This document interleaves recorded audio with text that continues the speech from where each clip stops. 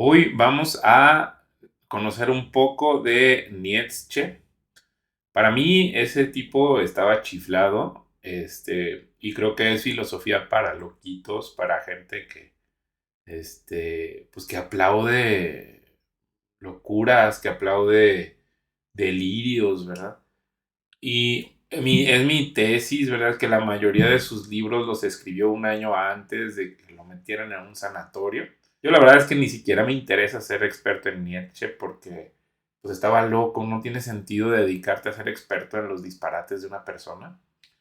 Y me dicen, bueno, pues ponte a leer las obras, pero yo cada vez que leo las obras me pienso que es como una pila de basura o de alguna enfermedad y pues hay que ponerse guantes para meter las manos. Entonces, en esta ocasión vamos a hacer eso, vamos a entrar, pues no directamente a los disparates, sino a lo que alguien interpretó acerca de sus disparates, que creo que esa es la forma más congruente. O sea, si voy a checar una enfermedad, pues mejor examinar las ideas de alguien que ya se infectó con esa enfermedad, a meterme en contacto directo con ella, porque pues realmente no, ni siquiera vale la pena hacerlo, ¿verdad? Entonces, si ustedes encuentran alguno que valga la pena donde digamos, ah, mira, aquí esta persona está opinando muy bien de lo que yo creo que son las ideas de Nietzsche, pónganmelo por favor en los comentarios. Yo con todo gusto reviso esos videos y los examinamos desde el punto de vista, pues, del cristianismo, ¿verdad? No, yo no soy el representante de los cristianos, soy uno más de la iglesia cristiana y a mí me gustan mucho estos temas, entonces, tampoco mi objetivo es, pues, para mí es como un cadáver, pues, en realidad, ¿no? Entonces, yo lo que le tenga que decir a una persona que ya está muerta, pues no me va a escuchar, no me va a contestar, entonces me interesa más que sea gente viva, que tenga opiniones acerca de la obra de Nietzsche, sobre todo si son favorables, pues para contrastarlas con un punto de vista diferente, ¿no? ¿Se puede confiar en un hombre débil? Kaganovich responde sin dudar. ¿Alguna vez has confiado en alguien débil? Esa frase siempre me ha conmovido. Tenemos esta visión de que la debilidad es algo neutro, que existen personas débiles pero de buen corazón, así como personas fuertes que no siempre actúan de forma ética. Pero la película nos presenta una perspectiva diferente, la debilidad como algo limitante, casi incapaz de inspirar confianza. Y cuando te detienes a pensar en ello, queda claro cuán a menudo, en muchas situaciones, la debilidad puede, en efecto, frenarnos e impedirnos avanzar. Bueno, yo creo que no puedes confiar en una persona hipócrita, ¿no?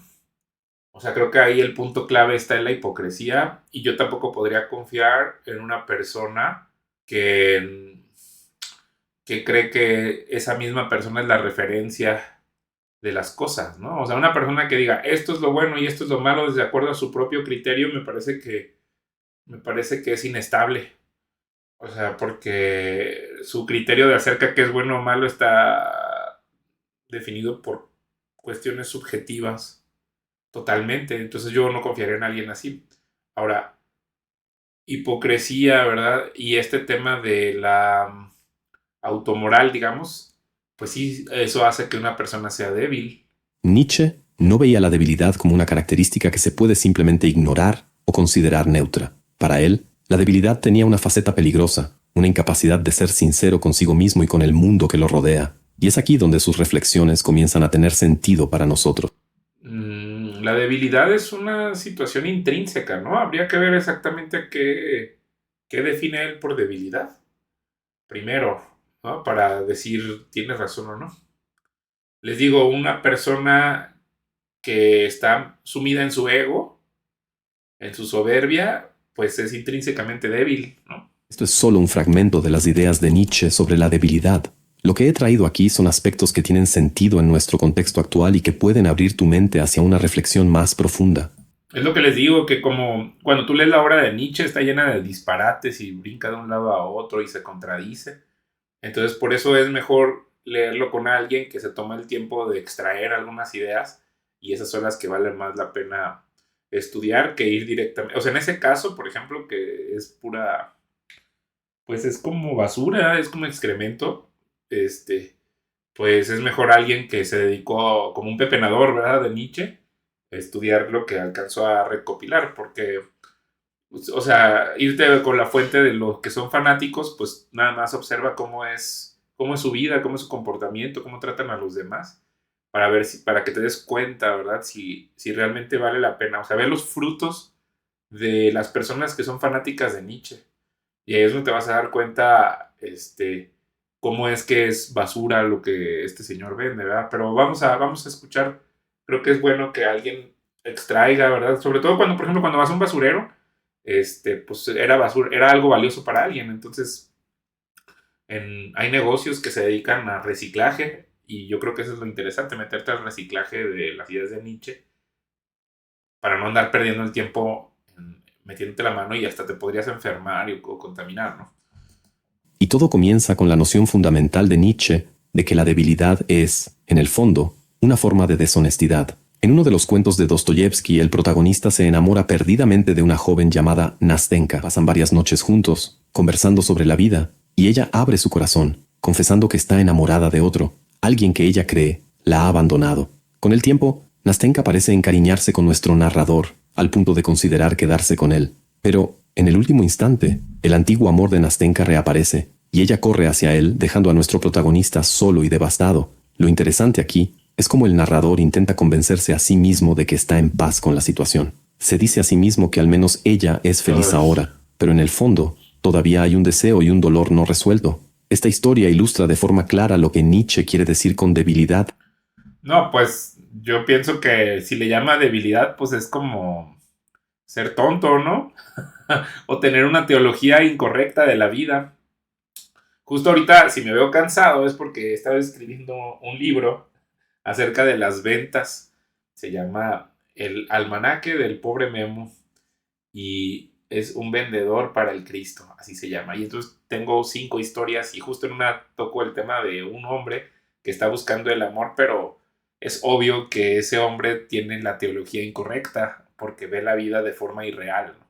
Entonces vive en fantasías de que él es el centro del mundo y conforme platica con otras personas le van explicando cómo hay más posibilidades, que eso que él cree que es deseo no es deseo. Entonces sería como, más bien él está criticando a un necio, ¿no? Bueno, Nietzsche. Nietzsche se fija que existen los necios y piensa, a eso le llama debilidad. Y pues sí, un necio es deshonesto consigo mismo porque no está viendo la realidad. Y la deshonestidad que viene con ella. No se trata de no tener fuerzas físicas o de ser inseguro. Se trata de no poder ser honesto con los propios Con la sentimientos, realidad. incluso cuando duele. Para él, la verdadera debilidad es no ser capaz de actuar conforme a la propia voluntad, dejar que las circunstancias y los deseos no realizados controlen la vida de uno. A partir de aquí, la invitación es... Bueno, justo es lo que les digo, que ahí es donde creo que la obra de Nietzsche es de necios, porque él basa sus ideas en que uno mismo es como la brújula que determina dónde está el norte, lo cual es absurdo, ¿no? Porque el norte es el norte, ¿no? Y para nosotros es Cristo. Cristo es como la realidad objetiva y pues quizás una forma de él de verlo dice que es mejor que en lugar de que estés en el vaivén te centres en ti mismo, pero pues eso también es un problema de raíz pues real y grave y de origen, aparte pues no, o sea, tú no puedes decir que es bueno o que es malo. Digo, puedes con tu conciencia tratar de entender cada contexto, pero la realidad objetiva viene de un ser santo superior, supremamente superior, ¿no? Que eso es algo que él deliberadamente quiere ignorar. Y luego crear toda una teología, es una teología pequeña, ¿no? Es como una egología. Sí, es una egología lo que él piensa que es la solución a esta debilidad, pero al final es como una cosa circular, ¿no? Vamos a seguirle. A reflexionar. ¿Cuántas veces fingimos estar bien cuando, en realidad, queremos gritarle al mundo lo que sentimos? Y más importante, ¿cómo podemos superar esa debilidad que nos ata y aprender a ser honestos, fuertes y fieles a nosotros mismos? Ten en cuenta...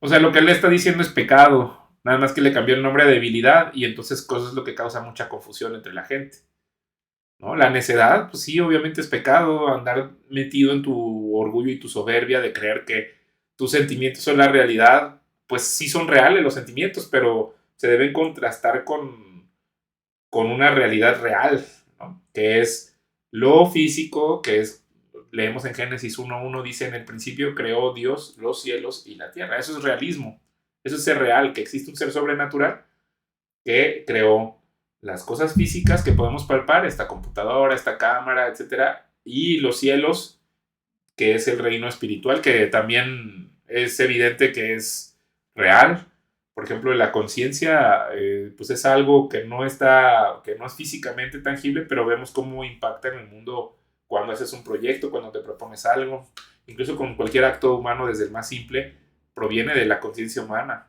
Nietzsche no ve esta incapacidad de lograr un objetivo como un problema en sí. Sin embargo, lo que realmente le molesta es cuando esa debilidad lleva a una deshonestidad consigo mismo. En lugar de enfrentar la realidad de frente, de admitir que su deseo fue frustrado y lidiar con ello, el narrador prefiere engañarse a sí mismo, escapando a una fantasía que le impide aceptar la verdad. Pero eso es verdad, o sea, tiene razón, no sé, bueno, si él le llama debilidad, pero probablemente está utilizando una palabra para definir una situación diferente y de ahí puede ocurrir un montón de errores conceptuales, ¿no? Como por ejemplo decir, como eso es para los débiles, pues mejor me agarro de mi soberbia, ¿no? Y entonces terminas siendo intrínsecamente débil. Bueno, digo, por eso es más lógico tomarte de Cristo, ¿no? Por eso es lo más lógico reconciliarte con este ser supremo, supremamente superior, y tener una relación con él, porque él sí es realmente fuerte. ¿Tu ego qué? Tu ego es frágil y además tú mueres. Bueno, vamos a seguir. En lugar de continuar intentando conquistar a Nastenka o buscar una forma de crecimiento personal, él solo finge que ya no la quiere. Esto, para Nietzsche, es una debilidad que refleja la incapacidad de superarse a sí mismo. En lugar de admitir su fracaso, prefieren decirse a sí mismas, en realidad no lo quería, convirtiendo en algo despreciable aquello que, antes, consideraban valioso. Sí, yo estoy de acuerdo en que esa es una parte de las posturas que toma el humano y justo lo toco en el tema del libro este de las ventas. Solo que, por ejemplo, en el caso de los cristianos, nosotros aceptamos que el rechazo es una realidad y que viene intrínsecamente ligado del hecho de que el mundo rechaza a Cristo. Y pues no es algo que yo me tenga que inventar, eso está en el Evangelio de Juan. Cristo se lo dice en la última cena a sus alumnos que los van a rechazar porque el mundo lo rechaza a él. Sin embargo, dice al final, confíen porque yo he vencido al mundo. Entonces es una postura muy diferente decir, con mis propias fuerzas voy a enfrentarme a este rechazo, a decir, ok, el rechazo es parte de que yo soy cristiano y vivo una vida cristiana. No es que no quisiera al mundo, sino lo lógico es seguir el ejemplo de Cristo, de meternos en el mundo para reconciliarlo. O sea, en lugar de amargarnos, decir, pues sí, sí existe este dolor, sí duele, se siente feo, pero las cosas están rotas, hay que meternos al mundo para reconciliarlo. Si me rechaza, no dices, no es que no la quería, pues sí la quiero, sí me gustaba, pero en la realidad ella no me corresponde eso, pues entonces seguir adelante, ¿no? O sea, en realidad, pero es como, este cuate se metió en una madriguera de su ego. Es por eso les digo que es pura basura. O sea, es la opinión de uno de tantos tipos que, teniendo un abanico de opciones, escoge la peor. Y luego hace una teología para justificarse y luego lo peor es que arrastra a un montón de gente a estas ideas falsas y luego cuando tocas a un fanático de Nietzsche vive una vida de amargura también porque escoge un camino que también es erróneo, ¿no? Pero vamos a seguir. Un ejemplo clásico de este resentimiento es el famoso arquetipo del chico bueno en Internet. Este tipo es el sujeto que declara su amor, exalta todas las cualidades de la persona que desea y enfatiza que es diferente de los otros chicos. Sin embargo, al ser rechazado, cambia el juego. Comienza a insultar a quien antes adoraba, atacando desde la apariencia hasta la moralidad de la persona. La narrativa cambia de manera brutal y se queja de que las chicas nunca eligen a los chicos buenos. Bueno, en realidad era un idólatra, ¿no? Un muchacho así. Un idólatra de sí mismo, de su orgullo y de su ego, que al sentirse herido porque tenía a una persona en un pedestal, entonces él mismo se llena de resentimiento y justo comete este mismo error de Nietzsche de enfocarse en sí mismo como si esa fuera la solución del problema, ¿sí? Cuando la solución se resuelve siendo realistas, que no todas las personas están obligadas a corresponder a tus afectos, por ejemplo, ¿no? Y la otra es que no es la única persona que puede recibir tu amor, que hay muchas personas que quizás lo que tienes que examinar es las ideas que tú tienes acerca de cómo funciona el amor. No tan, o sea, no es culpa de las personas, no, o sea, el mundo está caído, obviamente, o sea, la gente está llena de pecado y no todo el mundo ve el valor que hay dentro de ti y eso lo tienes que aceptar. Pero parte del proceso de conciliación es que se vea que entiendes cómo funciona la realidad. Como la famosa zorra de Esopo que no alcanza las uvas y decide que estaban verdes, el chico bueno menosprecia a la persona que rechazó su afecto, convirtiendo el deseo no realizado en algo que ahora desprecia. Pero, por ejemplo, en el caso de si es una chica que o sea, que escoge a otra persona por encima de ti, pues no debes despreciar a la chica. Lo que tienes que entender es que no debes codiciar a la mujer del prójimo. Porque si esa chica le está dando su corazón al prójimo, pues no es que la odies, es una tontería odiarla porque te menospreció, porque no corresponde a tus afectos. Si está ella en pos de otro hombre, pues más bien lo que debes hacer es alejarte porque imagínate que la chica te correspondiera a ti, ¿a poco te gustaría que otro hombre entrara para entrometerse en tu relación? Entonces, si se fijan, es un tema como de no ser realistas, de estar demasiado metidos en tu ego, pensando que las cosas giran en torno a ti, cuando debes admitir que las personas tienen derecho a enamorarse y perseguir lo que ellos piensen que es el amor, o sea, no, y eso no debe afectarte ni molestarte porque eso abre como también el mundo de posibilidades para ti de explorar y conocer otras situaciones que tiene Dios preparada para tu vida. Pero como eres inseguro porque crees que eres un accidente y que tu vida ya no vale nada después de la muerte, entonces adoptas este tipo de ideologías que pueden terminar siendo destructivas para tu vida. Mira a los más seguros o atractivos con cierto desprecio, casi como si intentara invalidar su éxito en el romance. Y luego viene esa justificación moral. Está bien, fui rechazado, pero en el fondo, soy mejor de lo que necesitaría ser para ser aceptado. Solo que, según Nietzsche, esto no es más que una forma de autoengaño, una manera deshonesta de consolarse. Este teatrillo del chico bueno, con el objeto de su afecto, es casi un resumen perfecto de lo que Nietzsche observa en las actitudes de las personas más frágiles cuando están en grupo. O sea que este cuate, dentro de su locura y ante el rechazo, pudiendo acercarse a Cristo, como acusándolo de débil y luego menospreciándolo, llamándolo deshonesto a la misma iglesia cristiana, cuando en realidad ahí estaba su solución. La solución a que, bueno, sí saben por qué tenía sífilis, ¿verdad? Y eso lo llevaba como a comportamientos febriles, esa enfermedad. Entonces, muchos de sus fanáticos no les gusta decir ese tipo de cosas. Y no es que lo juzguemos, ¿verdad? Pero al menos tienes que entender contextualmente qué estaba pasando por la vida del autor y luego en qué derivó toda su vida para decir, voy a adoptar esas recomendaciones de este hombre porque claramente se ve que le entiende a la vida, ¿no?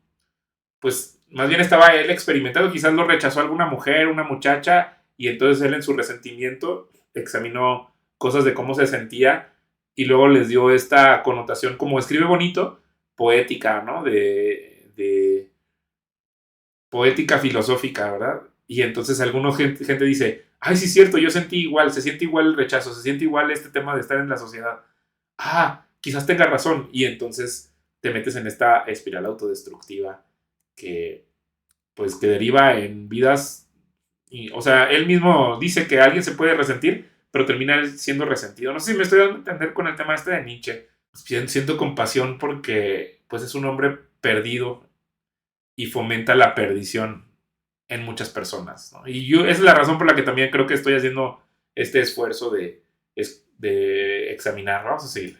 En lugar de ir tras lo que realmente desean, prefieren menospreciar esos deseos y señalar con el dedo a quienes los realizan, llamándolos equivocados o inmorales. Nietzsche habla sobre la búsqueda sin culpa de los propios deseos, sin apegarse a los estándares de moralidad y sin siempre pensar en el bienestar de los demás. Critica el hedonismo no por ser antiético, sino por mostrar una falta de organización de la propia voluntad. ¿Se fijan? O sea, él tiene sus propias ideas acerca del hedonismo, pero porque tiene culpabilidad de lo que le pasó en su vida real, pues justo por perseguir el hedonismo es que tuvo las consecuencias que tuvo de esta enfermedad. No sé si me da a entender, una cosa es como hablar de cómo me gustaría que fuera la vida en un mundo donde funciona ser egoísta y otra es la realidad de las consecuencias de ser egoísta.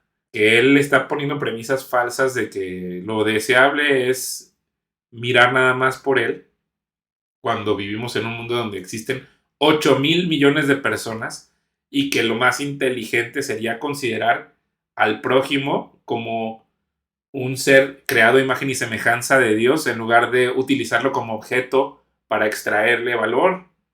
Así, o sea, si lo haces así, pues obviamente vas a tener consecuencias, las personas también se van a defender o como le pasó a él, una enfermedad, ¿no? Y entonces, justo por ser así de fantasioso, es que luego tu vida termina siendo un desperdicio. O sea, yo cuando le digo a la gente acerca de Nietzsche, oye, pues es una obra, o sea, no decimos peligroso en el sentido de que le queremos prohibir a la gente leerla, ¿no?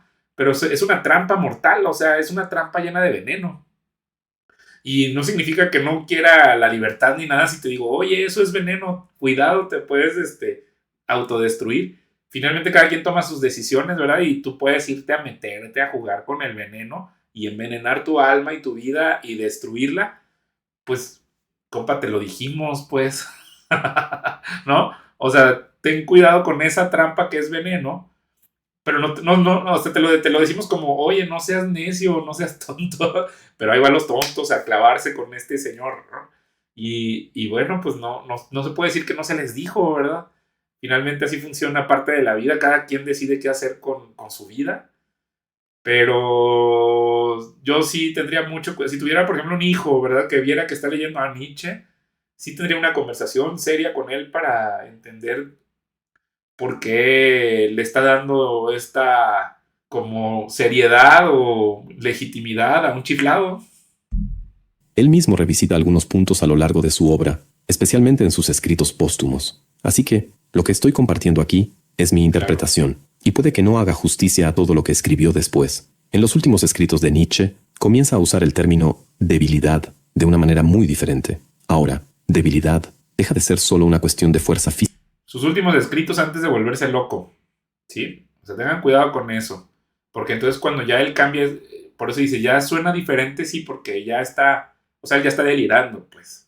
Física o externa, Nietzsche veía la voluntad de una manera muy única, casi como si nuestra mente estuviera compuesta por varias fuerzas internas, cada una tirando hacia un lado, compitiendo para guiarnos en diferentes direcciones. Sí, porque el cuate ya estaba chiflado. Incluso podríamos decir que estaba endemoniado. O sea, tenía fuerzas, pues sí, porque tenía ideas que le estaban bombardeando por todas partes. Pues ya estaba de atar. O sea, lean su biografía para que se den cuenta de lo que les estoy diciendo. No les estoy inventando nada de eso. Pero bueno, digamos que la palabra es chiflado y que él está describiendo la chifladez. Y luego le está dando rienda suelta para que tú también abras esa puerta para creer que está bien ser chiflado, ¿no?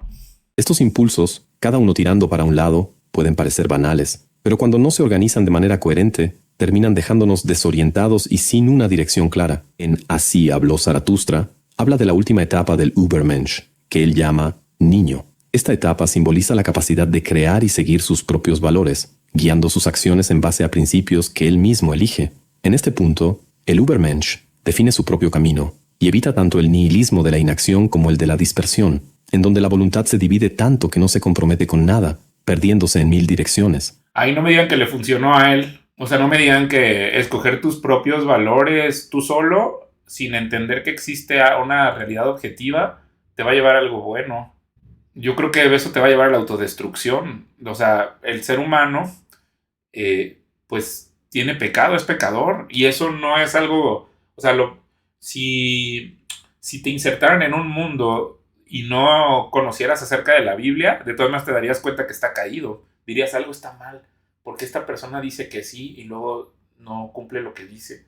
O porque esta persona engaña o miente. O sea, te darías cuenta que el mundo está caído, que hay gente soberbia y que hay gente que quiere ponerse por encima de los demás. Bueno, es justo esto, ¿no? Y luego dirías, ¿por qué si me dijo esta cosa luego está haciendo lo contrario? Te lo preguntarías y entonces si te encuentras con la Biblia, pues ya te dirían, mira, es que esta es la caída del hombre y todos los hombres hemos caído y estamos destituidos de la gloria de Dios. Y entonces ya empiezas a entender valores objetivos y entonces tu vida empieza a tener orden.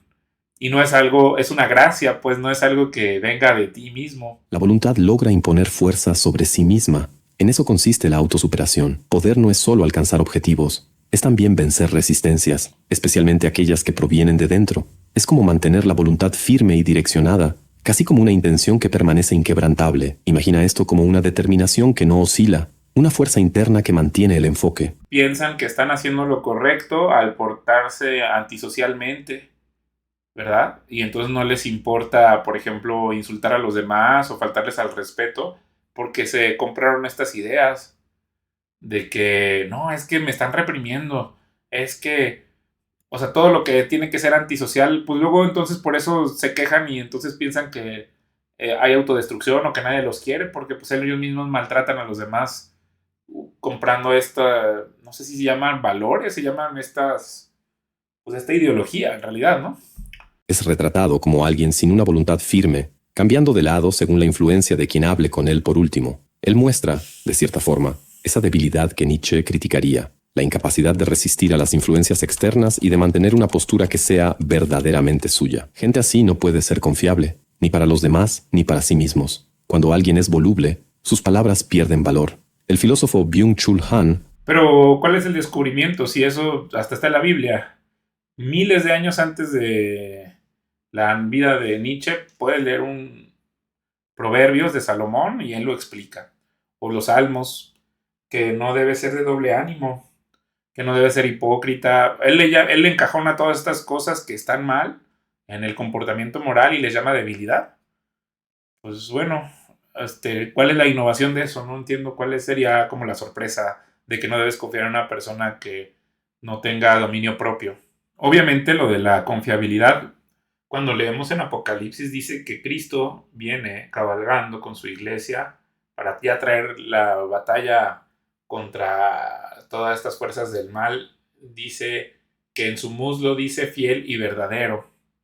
O sea, la confianza se basa en que es alguien que dice que hace lo que dice, ¿verdad? Y que sus palabras tienen peso específico porque las cumple, porque es Dios. Y Dios nos invita a nosotros a unirnos a ese ejército, digamos, ¿no? De ser fieles y verdaderos en nuestros testimonios, lo cual muchas veces es escandaloso porque la gente no quiere conocer la verdad, no quiere escucharla. Entonces, por eso justo es la palabra mártir significa testigo y se utilizó de esta forma porque la gente rechaza la verdad y entonces pues le pone fin a la vida de las personas que testifican acerca de la verdad. Eso es parte de la realidad de este mundo que prefiere vivir en un engaño. Entonces, pero al decir la verdad siempre, pues te conviertes en una persona confiable. Las personas pueden entender que tú te gusta o tienes esta pasión por la verdad. Vamos a sumergirnos en una de las posturas más polémicas de Nietzsche, la visión de que la compasión humana no es tan inocente como parece. Para él, este sentimiento puede ser, en muchos casos, desastrosamente destructivo. En general, se nos incentiva a ser compasivos. Desde temprana edad, aprendemos a cuidar de quienes están en situaciones más frágiles, y la compasión suele ser el camino elegido para ello. Pero Nietzsche, él veía ese tipo de actitud como una demostración de inseguridad, algo así como un adulto alardeando por vencer a un niño en una partida de tenis. Es una persona que menosprecia que alguien sea más inteligente que él. Por ejemplo, en el caso de Cristo, que él es supremamente superior que todos, él descendió de su trono para venir a rescatarnos por compasión, por misericordia. O sea, significa que Dios entendió nuestro dolor y se hizo un hombre para sufrir lo que nosotros sufrimos y venir a nuestro encuentro y reconciliarnos con él. Pero él ve eso como algo menospreciable, como algo escandaloso, que un ser más inteligente que él sea más misericordioso que él. Y entonces lo caricaturiza y dice, es como un hombre que viene a ganarle a un niño una partida de tenis. Pero es por su misma soberbia de él. Pero esa soberbia está, digamos, como exagerada por su locura. Sin embargo, él tenía una crítica profunda hacia el uso de la compasión como mecanismo para motivar ayuda, percibiendo en esto una cierta falsedad y un potencial de consecuencias negativas inesperadas. Vean cómo él caricaturiza la compasión y se enfoca en lo que, por ejemplo, llamamos la filantropía, ¿no? De mostrar, y Cristo mismo criticaba esa postura como de moralismo, ¿verdad? Como de decir, yo soy mejor que tú porque yo ayudo, lo cual ya es condescendencia. Entonces él se fija en el aspecto de la condescendencia para llamarle compasión, pero recordemos que ya estaba loco, pues. O sea, que él no es una persona confiable para hablar de aspectos como una persona adulta. O sea, es como un niño que está delirando y las cosas que él tenga que decir las tienes que tomar con cuidado para que no generalices y no cometas errores. Él cometía muchos de estos errores también hacía mucho revisionismo histórico, le ponía connotación de realidad a las cosas que él decía, pero no eran verificables, por lo mismo que ya estaba loco. Pero es lo que a mí me sorprende de gente que son supuestamente filósofos, que miran su obra y le dan esta credibilidad que no tiene, pues me parece que ese es sobrevalorado como filósofo. O sea, si él naciera, por ejemplo, en el siglo XXI, pues sería probablemente un profesor de alguna universidad, pero no sería muy relevante su opinión, porque estaría sepultada dentro de muchas opiniones que existen en el mundo actualmente. Pero como lo hizo en un tiempo donde la gente estaba en búsqueda de ciertas verdades, pues ahora se le da cierta validez y mucha gente se adscribe porque, o sea, si está diciendo una mentira y otra gente suscribe a esa mentira, pues se vuelve famoso y popular, pero no significa que tenga un valor intrínseco eso que está diciendo, porque o sea, están basados en premisas falsas, como esto que les estoy diciendo, que le está llamando compasión a ayudar a alguien desde la altura, ¿no? Como un fariseo. Entonces sí, es lógico criticar a un fariseo hipócrita que hace las cosas religiosamente, pero por dentro no está sintiendo realmente lo que siente la otra persona, que eso sí sería compasión. Nietzsche, esta visión es polémica, y aunque puede haber algo valioso en ella, no te sientas obligado a estar de acuerdo con todo. Solo porque Nietzsche dijo algo, eso no lo convierte en una verdad absoluta. Nietzsche veía la compasión, para quien tiene poco poder, como una especie de arma sutil. En lugar de actuar directamente, estas personas usarían la compasión para reclutar la ayuda de otros, sin necesariamente asumir ninguna responsabilidad o deuda a cambio. Esto, para Nietzsche, es una forma de deshonestidad, y él creía que la naturaleza valora profundamente la honestidad en las relaciones. De la naturaleza, ¿verdad? No Dios. Entonces se creó su propio Dios. Y luego eso es lo que se me hace bien hipócrita de ellos, que dicen, no, yo no creo en ningún Dios, pero se crean una caricatura o un monigote que no le quieren llamar Dios. Y entonces dicen, no, yo no soy religioso, pero al final sí es, porque ya cuando le escarbas un poquito a esas ideas, pues sí es una adoración por ejemplo, lo aleatorio, ¿verdad? O la suerte, o la fortuna, o, ay, simplemente ocurrió. Y entonces crees que estás aquí por accidente y por lo tanto, pues no le vas a rendir cuentas a nadie de tu moralidad y no tienes por qué tratar bien a los demás, ¿no?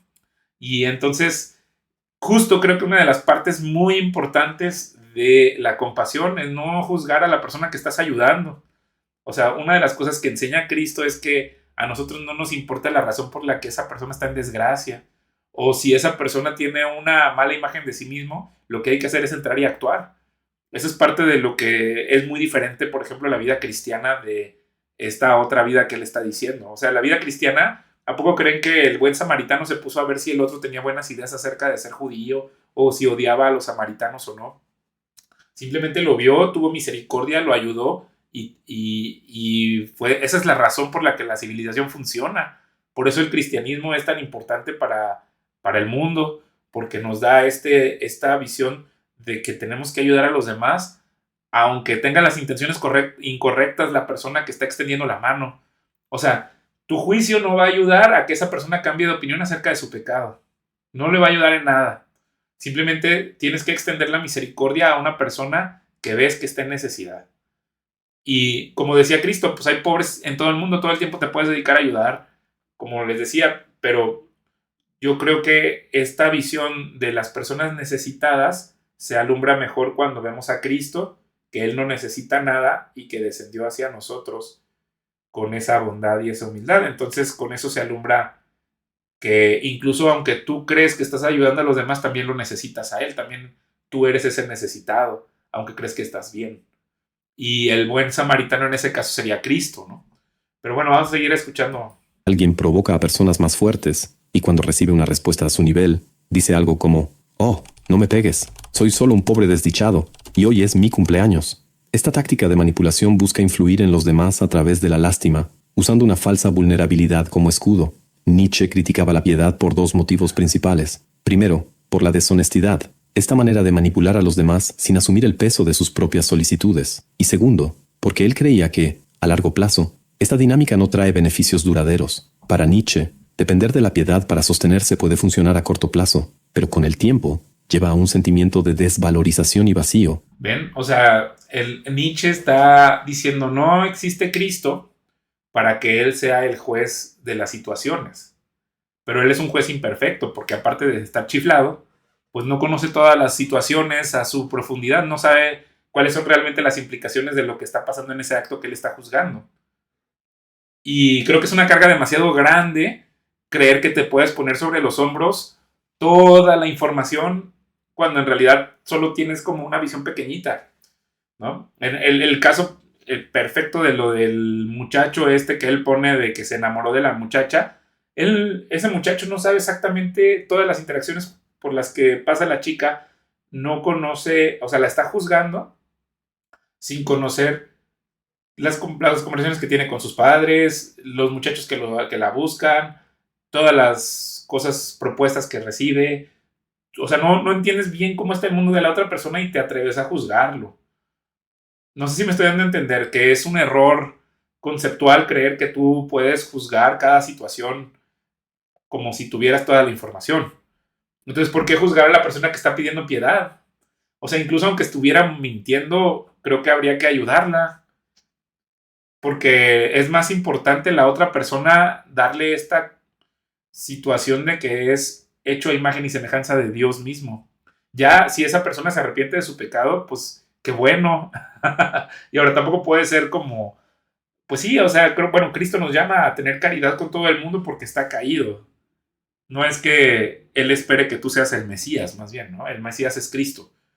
Pero nosotros somos colaboradores de Él en este trabajo de redención de las cosas que están caídas. Nietzsche, la verdadera fuerza y autenticidad provienen de no depender de otros para asumir nuestras Uy. dificultades, sino de enfrentarlas de frente, con honestidad y responsabilidad. Él veía la piedad, especialmente cuando provenía de alguien más fuerte, como algo disfrazadamente condescendiente. Para él, la magnanimidad era completamente diferente. Es cuando una persona está tan segura de sí misma, tan plena en su fuerza, que ayuda a los demás porque quiere, porque su copa rebosa. Pero el acto de ofrecer piedad, bueno, Nietzsche lo veía como una trampa, algo que atrapa y debilita al otro. Exacto. Entonces, por ejemplo, una persona así ve con menosprecio el perdón.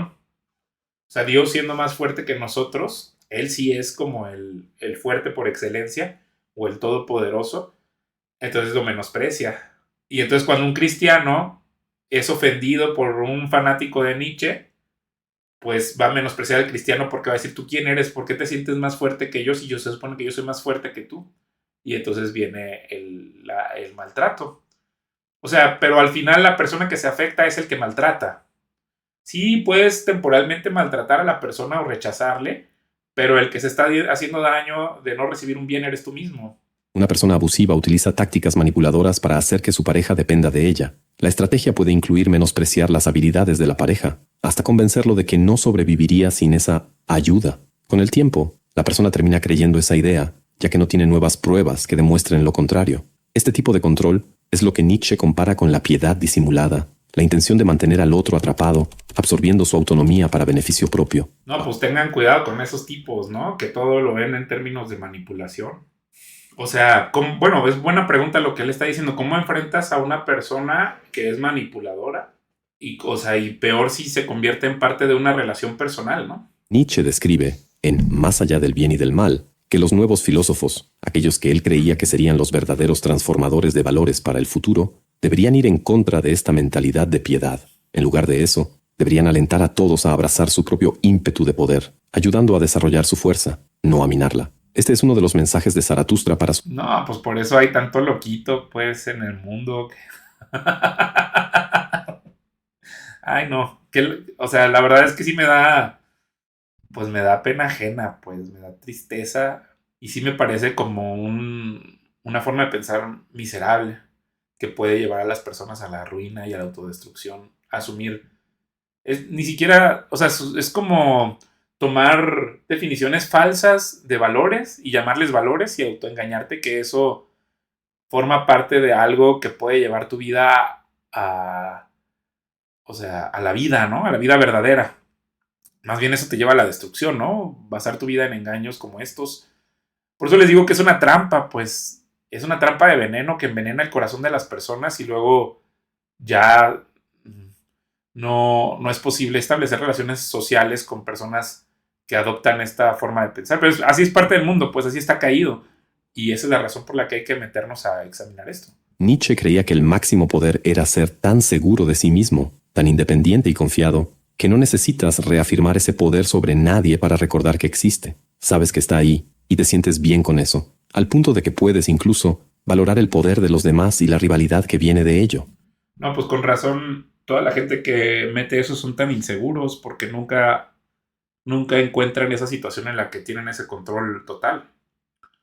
Diferente al cristianismo que dice, el que quiera seguirme, niéguese a sí mismo, tome su cruz todos los días y sígame, ¿no? O sea, nosotros depositamos nuestra confianza, nuestra esperanza en un ser superior que nos acompaña y que tiene una relación personal con nosotros. O sea, sí se fijan cómo es diferente, como, o sea, él, en lugar de ceder este ego y esta soberbia, se empotra más en ella, creyendo que ahí va a encontrar fortaleza. Y luego eso es de naturaleza espiritual, ¿verdad? Pero esta persona piensa que no, que todo eso proviene como de lo material. Y ese es otro de los errores conceptuales que tiene, pues, que él niega, le llama fuerza, y ahí es donde justo creo que se vuelve fantasioso, ¿verdad?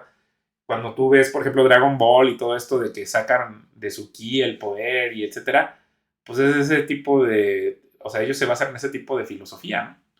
Que es fundamentalmente equivocada porque ni siquiera es realista. En realidad, lo que él despreciaba era la debilidad disfrazada de piedad, la falsedad de una ayuda que solo sirve para controlar. Y es precisamente aquí donde encontramos una de las raíces más profundas e intrigantes de la filosofía nietzscheana, el rechazo a una vida guiada por la debilidad y la búsqueda de una verdadera afirmación de la existencia. O sea que parte de su obra es decir que no es hipócrita y vamos a ver cómo lo resuelve porque parece que cuando se enfrenta a la verdad no la puede resistir. ¿Alguna vez te has detenido a pensar en cómo deberíamos evaluar una filosofía de vida? Muchos responderían que la medimos por su verdad. Nietzsche, sin embargo, tenía una visión un poco diferente. No estaba en contra de la idea de la verdad, pero creía que las filosofías que tratan sobre el valor de la vida o sobre cómo vivirla no podían ser juzgadas de manera objetiva. Al final, todos estamos atrapados en nuestro propio punto de vista personal, y nuestra experiencia está limitada a lo que hemos vivido. Ven, o sea, justo por eso creo que él ya estaba chiflado. O sea, él no quería reconocer que existía una verdad objetiva porque al reconocerla y verla en un espejo, pues vendría juicio sobre él, ¿no? Sobre su forma de ser y de vivir. Tendría que rendirle cuentas a alguien respecto a sus acciones. Entonces dice, no, mejor no existe ese juez y mejor yo soy mi propio juez de mí mismo. Y entonces de ahí es donde se rompe. No quiero ser hipócrita, pero a la vez todo lo juzgo respecto a mi propio crisol de las cosas. Y seguramente vas a equivocarte y a terminar en eso que estás criticando. Cuando vamos por ahí afirmando cómo es la vida realmente, olvidamos que solo tenemos acceso a nuestro mundo interno. Ni siquiera logramos mirar la vida desde fuera, de manera imparcial. Eso es lo que les digo. ¿Cómo es posible que, o sea, es donde están sus contradicciones de él, ¿no? O sea, entiende que existe la subjetividad y luego utiliza su subjetividad como el juez absoluto de las circunstancias para decir, por ejemplo, que la misericordia o la compasión es condescendencia, ¿no? O sea, entonces en eso sí él es juez. Pues se dio cuenta de que intentar juzgar la vida en su totalidad, separada de las vivencias de cada uno, era en realidad algo bastante absurdo. Dado que no podemos evaluar la vida de manera racional u objetiva, Nietzsche nos propone una elección. Podemos rechazar la vida y considerarla negativa, o podemos abrazarla y considerarla positiva. Pero hay una trampa en cada elección. Negar la vida es un camino que lleva a la autodestrucción, mientras que aceptar la vida es un desafío enorme, tal vez uno de los mayores que existen. Es en este punto donde Nietzsche introduce un concepto fascinante, el amor fati, o amor al destino. Ahí está, su Dios, ¿no? Los que dicen que no son dioses, los que dicen que son ateos, no es cierto. Esa es pura falacia. Al final son panteístas, le llaman destino a su Dios, pero es una caricatura de Dios porque Inspirado por los estoicos, Nietzsche llevó esta idea a un extremo. Quería entender cómo podríamos amar la vida, incluso en sus partes más oscuras y desagradables. Y para él, esto no era un mero ejercicio intelectual. Nietzsche vivió gran parte de su vida lidiando con una enfermedad crónica que lo dejaba postrado por largos periodos, En lugar de lamentarse, utilizó ese dolor como una especie de combustible para sus Era sífilis. reflexiones. Ese sufrimiento pasó a tener un significado, algo que casi se enorgullecía de cargar. Así fue como encontró una forma de aceptar, e incluso celebrar, el dolor. Pero él sabía que ese amor al destino demandaba un tipo de fuerza muy particular. No era el poder sobre los demás, sino el poder de superarse a sí mismo. Ay, Curiosamente, esta forma de ahí fuerza es donde creo que su necedad derivó en esa locura, ¿no? O sea, le llama destino a algo, a lo trascendental, a lo sobrenatural. Él le llama destino y dice que su respuesta es mirarse a sí mismo. O sea, es como mantenerse atrapado en tu pecado, pensando que si te mantienes en esa convicción de eso, vas a encontrar la respuesta cuando en realidad solo te estás autodestruyendo. en Fedón, de Platón. Sócrates defiende que un verdadero filósofo no teme a la muerte. Para él, morir sería una liberación de las limitaciones físicas y una fuga de las indignidades del cuerpo. Esta visión de que la razón debe desvalorizar la vida Justo dentro de su mismo pecado, las personas luego creemos que por medio de nuestras obras podemos purificar nuestra alma. O sea, de alguna manera intuimos que existe algo más allá que lo físico, ¿verdad? Y entonces en ese tema, pues entonces hay que purificarse de todo lo que tiene mal el cuerpo físico y las limitaciones, etcétera, ¿no?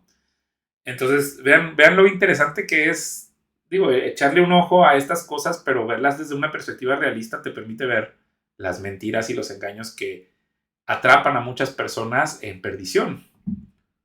Schopenhauer también la defendió, describiendo la existencia como un peso casi insoportable, algo que solo se atraviesa hasta encontrar la paz en la inexistencia. En la inexistencia. O sea, todas las cosas que te inventas con tal de no acercarte a Cristo, que tiene el agua de vida. Y Cristo al final dice en Apocalipsis, lo podemos, el que tenga sed que venga y beba gratuitamente del agua de la vida. Y Cristo, justo una de las cosas que vino a decir es decir, yo soy el pan de vida. El que cree en mí no tendrá hambre. Y luego en otra parte dice, yo soy el camino, la verdad y la vida. Yo soy la luz de este mundo. Yo soy la vid verdadera. O sea, si tú tienes hambre y sed en este mundo y encuentras que es difícil, pues probablemente es porque en tu espíritu hay esperanza de que hay algo mucho mejor.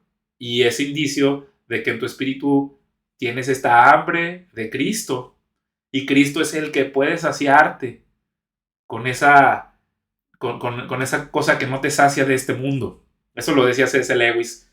Ya entendí por qué lo dijo, porque está él contestando a estas cosas que surgen en el siglo XX para, bueno, es del siglo XIX, finales del siglo XIX me parece, pero él le está dando la respuesta como en la primera mitad del siglo XX, C.S. Lewis. Y aún así la gente ignora, ¿verdad? Porque quiere seguir atrapada en su pecado. Entonces, no, a ver, no quiero que crean que porque estoy haciendo este video mi intención es convencer a alguien, porque no es así, pues. O sea, en realidad yo no puedo convencer a nadie con ningún argumento lógico, así de razón, porque el pecado tiene una naturaleza diferente, pues. O sea, por más razones que yo te diga, aunque sean verdad, no las vas a aceptar porque vas a preferir estar atrapado en tu pecado. O sea, la única forma en la que puedes tú volver a nacer de nuevo en el Espíritu es a través de un nacimiento por medio de Cristo Jesús. O sea, un encuentro con Él, que tú te acerques con Él en oración y digas, mira, la verdad ya estoy cansado de todo esto que está pasando, por favor hazme nacer de nuevo, quiero ser tu hijo, adóptame a la vida verdadera. Eso es lo único que va a hacer. Si yo me pongo a razonar contigo o te explico por qué son, la verdad es que lo vas a rechazar porque es parte de lo que Cristo demostró, o sea que hasta haciendo milagros enfrente de la gente, el que no quiere creer se va a meter en su rollo, pues. O sea, no es que no seamos razonables, podemos explicar todas las cosas como en este caso, pero explicarlo no va a servir de nada porque es un tema, es un problema espiritual profundo en el humano, ¿no? Aunque admiraba a Jesús, Nietzsche criticaba la idea de ver esta vida solo como una preparación para algo mayor en el más allá. Para él, esta concepción vacía el valor del presente, alentando a las personas a despreciar la vida terrenal en favor de una esperanza futura. Bien, o sea, creo que es una muy mala teología que él tenía, que no tenía nada que ver con el uso de la razón, porque si fuera más razonable, entendería que a Dios le importa lo que hacemos en este mundo, por eso lo creó. Y cada cosa que pone en tus manos, cualquier persona, cualquier relación, dinero, tiempo, Dios está examinando qué haces con cada una de estas cosas porque es una parte de hacerte como Él. O sea, es un examen para ir transformando tu carácter, para hacerlo a la estatura de Cristo, para que tú compartas la vida verdadera con Cristo. Pero no, el hombre, como ya está en sus últimas de razonamiento, cree que si existe algo como la esperanza futura, entonces hay que menospreciar la vida presente. ¿Ven? Entonces, pero es simplemente algunos tornillitos que no están bien apretados, que están desconectados, que te hacen, pues, decir tantas incoherencias, ¿verdad? Nietzsche observaba esto con preocupación, creyendo que las filosofías pesimistas prosperan porque algunas personas no son lo suficientemente fuertes para enfrentar los aspectos más difíciles de la vida. Para él, cuando un pesimista presenta su visión del mundo, no está realmente describiendo la realidad, sino solo proyectando su propia debilidad. La crítica de Nietzsche a la debilidad, en gran parte, se resume en esto. No le molestaría tanto si estos individuos mantuvieran sus opiniones para sí mismos, pero para él, este no era el caso. Creía que estas personas propagaban sus ideas con resentimiento y envidia, tratando de convencer al mundo de que nadie debería valorar tanto la vida. En su visión, eran como cangrejos en un balde, impidiendo que alguien escape y encuentre algo mejor. Es por eso que despreciaba la debilidad, considerándola no solo triste o frustrante. No se dan cuenta que tiene una visión limitada de la vida y entonces si se presenta... Ahorita él está hablando de alguien que es pesimista, pero, o sea, ¿qué piensan, por ejemplo, de un hombre que dice que su gozo proviene de Cristo? O sea, si una persona se presenta en un círculo social alegre porque está llena del Espíritu Santo, pues ¿cuál sería la conclusión de alguien así, no? Y es a lo que les digo, que como que no es una persona realista, sino que está metida en sus propias y fantasías. Digo, si tienen algún otro material que valga la pena, que crean que valga la pena revisar, yo les digo, la verdad es que yo no me voy a poner a leer su obra para exponerla aquí en los videos. Yo preferiría pues videos de algún tipo de penador de las ideas de Nietzsche, porque si se fijan claramente están distorsionadas y es mejor ponerlas con alguien que ya medio las procesó para compararlas con la realidad y así podemos tener una mejor idea, ¿no? Entonces, muchas gracias por escucharme y hasta la próxima.